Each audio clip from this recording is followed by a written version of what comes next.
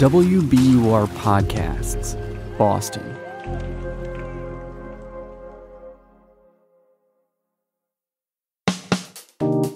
I'm Daryl C. Murphy, and you're listening to The Common.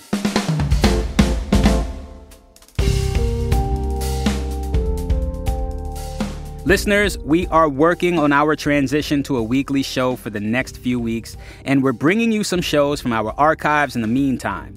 Today's episode is from our trip to Mei Mei Dumpling Factory and Cafe, which opened last year. We met up with co-founder and James Beard Award-winning chef Irene Lee to get a tour of the facility and a lesson on how to make delicious dumplings. And after the episode, make sure you check out Mei Mei's Dumpling Dish Loyalty campaign while you still can. It's an effort that runs during AANHPI Heritage Month, geared towards supporting local Asian American, Native Hawaiian, and Pacific Islander-owned restaurants. You can find more information at meimeidumplings.com/blog.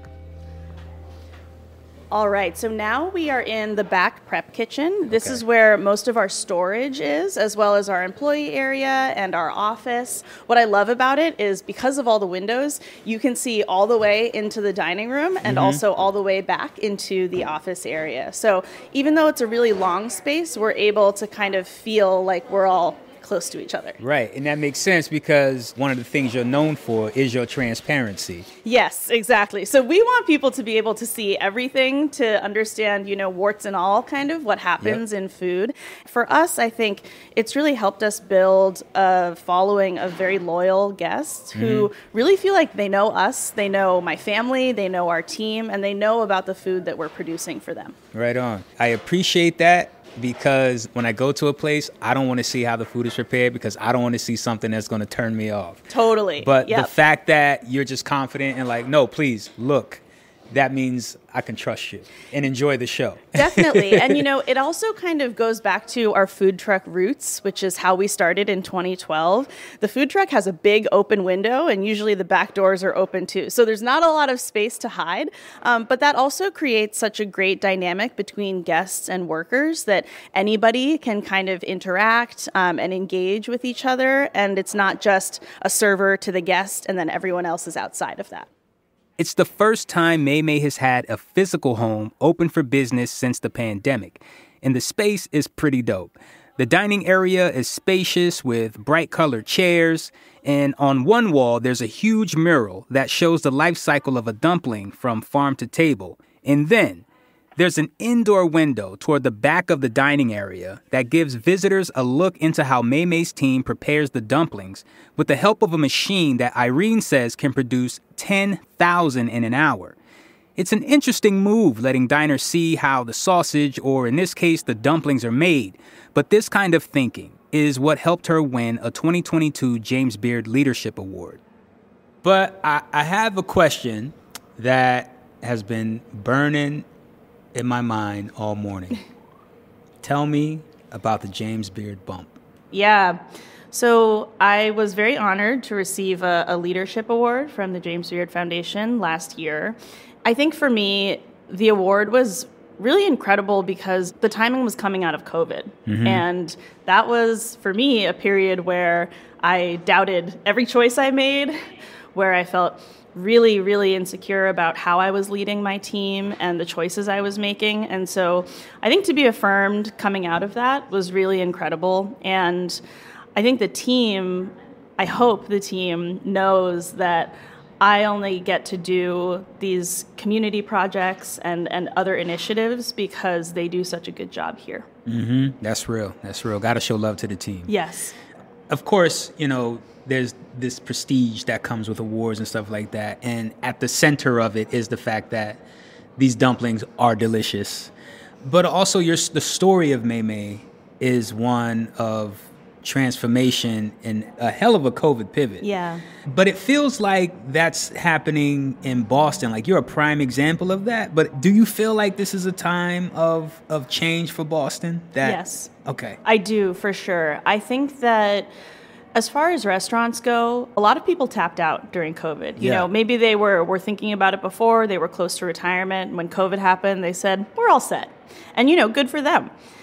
And that left a lot of room for up-and-comers, for folks who maybe were sous chefs or they were doing a pop-up to really establish their roots. You know, they didn't have all the trauma and exhaustion of running a business through COVID, so they're hitting the ground running, opening new spots, which I think is really exciting. And then a lot of people have done a pivot similar to ours where they said, we're not going to run a restaurant the normal way anymore. It didn't really work before, and it's definitely not going to work now. So my very dear friend Seiji at Cafe Sushi is one of the best sushi restaurants I've ever eaten at in my life. And they did a beautiful dinner service, impeccable hospitality, amazing sake list. And they went takeout only during COVID, and they're not going to go back. I'm going to miss eating there, but that dude's got 3 kids, and his wife owns the business with him. And so whatever he needs to do, as long as there's some oshizushi with mackerel still available to me for takeout, you know, I'm happy for him. Tell me about your relationship with other restaurants in the city. I assume you all talk and collaborate with each other from time to time. Yeah, Boston is a small town, for better and for worse. And I think that, you know, we've been incredibly fortunate to receive support and love from pretty much every restaurant in Boston. I'm really rooting for the whole industry. To me, it's not about competition. It's about having educated guests who spend their money intentionally. And if we can have that, we can have as many restaurants as we want. So for me, I think it's pushing the conversation forward. We're going to take a quick break, but we'll be right back with more from Irene Lee.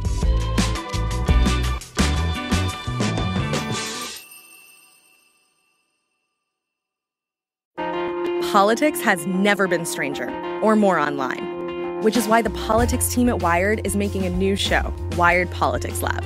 It's all about how to navigate the endless stream of news and information and what to look out for. Each week on the show, we'll dig into far-right platforms, AI chatbots, influencer campaigns, and so much more. Wired Politics Lab launches Thursday, April 11th. Follow the show wherever you get your podcasts.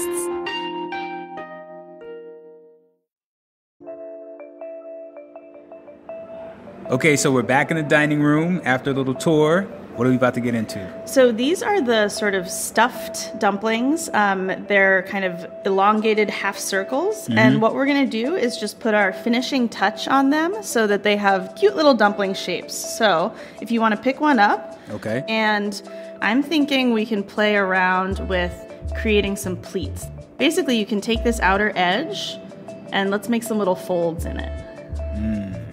Okay. Yeah.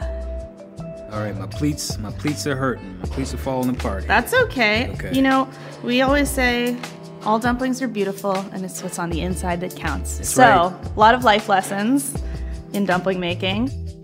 Okay, I think. How cute! I love it. It's like a little bag. Yeah. All right, so let's put that down, and then we can cook some of these, and we'll have ourselves a little snack. Sweet. So we got the hot plate over here.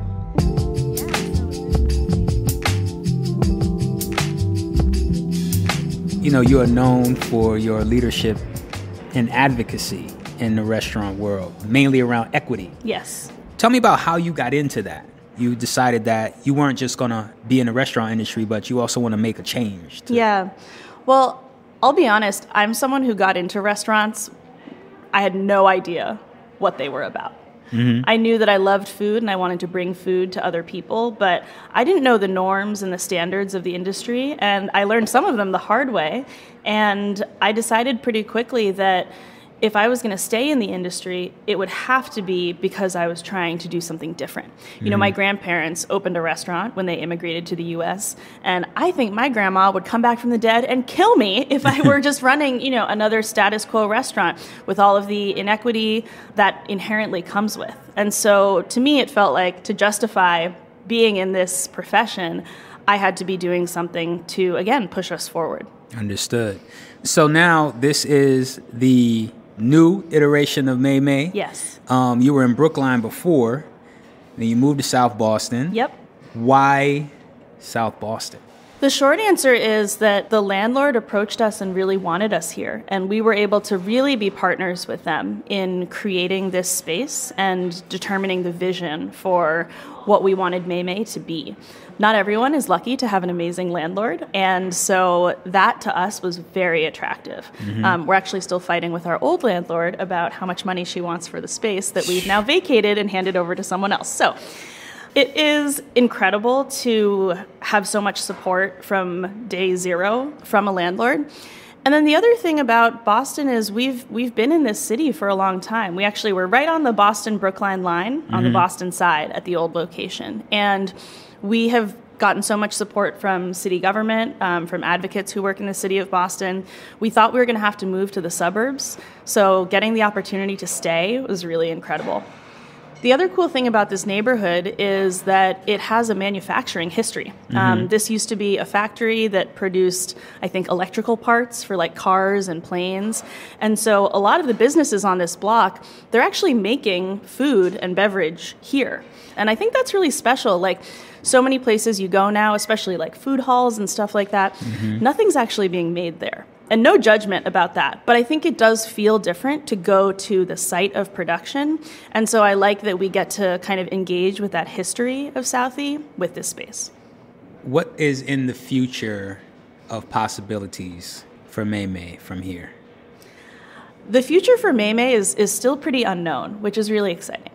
My business partners, Annie and Alyssa, are the brains behind this evolution, and I am really excited to support whatever they want to do. I think that it will absolutely involve supporting other chefs and food entrepreneurs. Holding the door open has always been something that really gives this work meaning for us. So important. And of course, you know, world dumpling domination. Maybe we'll have Mei Mei dumplings all over the country. That would be super exciting, but I think I'm open to Mei Mei becoming whatever it needs to become. I just want it to be a business that people are proud to work for and proud to support. And as long as we're doing that, this can be anything. Word up. Well, Irene, thank you so much. You now have a new evangelist. Thank you. You know, I'm going to let people know about Mei Mei dumplings. They're the real deal. Thank you so much, Daryl. Yeah, thank you. That's co-founder of Mei Mei, Irene Lee.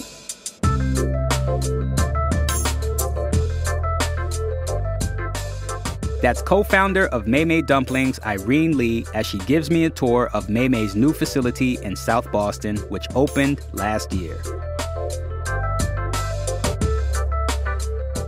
And that's our show for today. Thank you so much for listening to The Common. I'm Daryl C. Murphy, and I'll talk to you soon.